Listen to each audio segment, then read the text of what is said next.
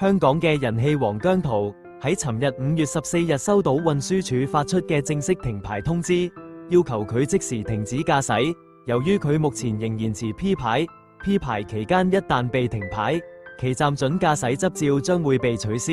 需要重新報考路試，由頭考過車牌。其實事件係源於上年嘅11月28日，大約凌晨4點鐘，姜濤駕駛私家車行經香港島堅道時，因伸手向後座取帽而分心，導致失控撞毀路旁嘅護欄。其後佢自行報案，案情亦披露，姜濤喺同年嘅12月23日凌晨喺堅尼地城駕駛時，另涉衝紅燈同未有將 P 字牌牢固附上車輛兩項違規。喺今年4月12日，姜濤喺東區裁判法院就不小心駕駛罪認罪，未有親身出庭，由大律師黃俊文代表應訊。主任裁判官張志偉接納其一時失誤，案件中只有公物受損且冇人傷亡，判罰款1000元。另外，衝紅燈同 P 牌附貼不當兩罪則各罰款600元。